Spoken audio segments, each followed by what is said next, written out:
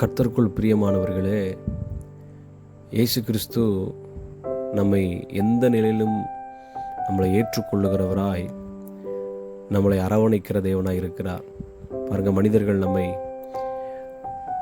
தீர்ப்பு செய்து நம்மை தூரப்படுத்தி விடுவார்கள். குற்றவாளி, பாவம் செய்தவன், தீட்டானவன், இவன் அந்த காரியத்தை செஞ்சிட்டான், இந்த தப்பு செஞ்சிட்டான் என்று சொல்லி நம்மை உறவுகளை விட்டு, குடும்பத்தை விட்டு, கிராமத்தை விட்டு, வீட்டை விட்டு நம்மை தூரப்படுத்துகிற மனிதர்கள் நடுவில் தான் நாம் வாழ்ந்து கொண்டிருக்கிறோம். ஆனால் மனிதர்கள் இப்படிப்பட்ட தீர்ப்புகள் செய்கிற நேரத்தில் தேவனாகிய இயேசு கிறிஸ்து நம்மை அரவணைக்கிறவராய் இருக்கிறார். நம்மை அவர் கரங்களிலே கைகோர்த்து நம்மை அவர் நடத்துகிற தேவனாய் இருக்கிறார். நான் இருக்கிறேன்ப்பா, மகனே மகளே கலங்காதே என்று நம்ம அருகில் நின்று நம்மளோடு பேசுகிற தேவனாக இருக்கிறார். அநேகர் நம்மளோடு பேச மாட்டாங்க. இவன் பாவி பாரு, இவ்வளோ பெரிய குற்றத்தை செஞ்சுட்டான் பாரு, இவனை நல்லவென்று நம்பினோம் பாருங்கள், அமைதியாக இருப்பான், இவன் அப்படிலாம் செய்வான், இவன் அப்படி இருப்பாங்க, அவனோட ட்ரெஸ்ஸிங்ஸ் இப்படி இருக்குங்க, அவனுடைய குணம் இப்படி இருக்குங்க, அவன் இப்படிலாம் பேசுவாங்க அப்படி சொல்லி மனிதர்கள் நம்ம எத்தனையோ எஸ்டிமேஷன் போட்டு வச்சு இவன் இப்படி தான் அப்படின்னு நம்மளை ஒரு பிம்பத்தை ரெடி பண்ணி வச்சுருவாங்க. ஆனால் ஒரு தப்பு செஞ்சிட்டோம்னா இவனை எப்படி செஞ்சான் அப்படின்ற மாதிரி ஆகி நம்மை விட்டு தூரப்படுத்தி நம்மளை ஏதோ ஒரு கொலையாளி போல, நம்ம ஏதோ ஒரு விதமான எதிரியை போல பார்க்கிற கூட்டம் தான் மனிதர்கள் கூட்டம். ஆனால் அவர்கள் மத்தியிலையும் கூட நம்மை நேசிக்கிற ஒருவர் உண்டு. அவர் தான் நம் ஆராதிக்கிற இயேசு கிறிஸ்து. உண்மையான நண்பன், உண்மையான ஒரு உறவு உள்ளவர். பல உறவுகள் இருக்கிறது.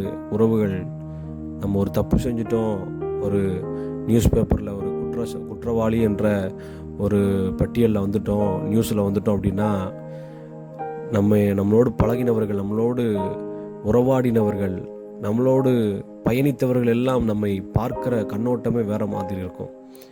ஆனால் உண்மை என்னது என்பதை இயேசு கிறிஸ்து அறிந்திருக்கிறார். நாம் எந்த நிலைகளில் வழியாய் போய் கொண்டிருக்கிறோம் என்பதை இயேசு கிறிஸ்து அறிந்து நம்மளை மன்னிக்கிற தேவனாய் இருக்கிறார். அவர்தான் பாவிகளுக்கெல்லாம் புகலிடமாய் இருக்கிறவர். பாருங்க, ஒரு நன்மை செஞ்சோம்னா யாரும் நம்மளை கண்டுக்கிற மாட்டாங்க. உதவி செய்கிறோம், அநேகருக்கு நன்மைகள் செய்கிறோம், எத்தனையோ முறை பண உதவியோ பொருளாதார உதவியோ ஏதோ ஒரு இயன்ற உதவிகளையும் ஒரு எதிர்பார்ப்பில்லாத உதவியை நம்ம செய்து கொண்டிருக்கும் பொழுதெல்லாம் இந்த உலகம் நம்மை போற்றாது, நம்மை உயர்த்தி வைக்காது, நம்மை அழகு பார்க்காது. பாருங்கள், இப்படியெல்லாம் நன்மை செய்கிறார் என்று சொல்லி நம்மளை புகழாது. ஆனால் ஒரு தவறு மாத்திரம் செய்தோம் என்றால் நம்மை பற்றி ஊரே பேசும். இவன் அவனோட பையன் இப்படியாமல, அவனோட மகன் இப்படியாமல என்று சொல்லி ஊரே பேச ஆரம்பிச்சிடும். இப்போது நல்லவன் என்ற பேர் இருக்கிறதற்கு எத்தனையோ வருடங்கள் ஆகும் என்று சொல்வார்கள். ஆனால் ஒரு கெட்டவன், இவன் தீமையானவன், இவன் பாவி என்று பேர் எடுக்கிறதுக்கு ஒரு சனப்பொழுது போதுமா? அப்போது தேவனாகிய கர்த்தர் பாருங்கள், எந்த நிலையில் இருந்தாலும் உங்களை நேசிக்கிறார், உங்களை அரவணைக்கிறார்.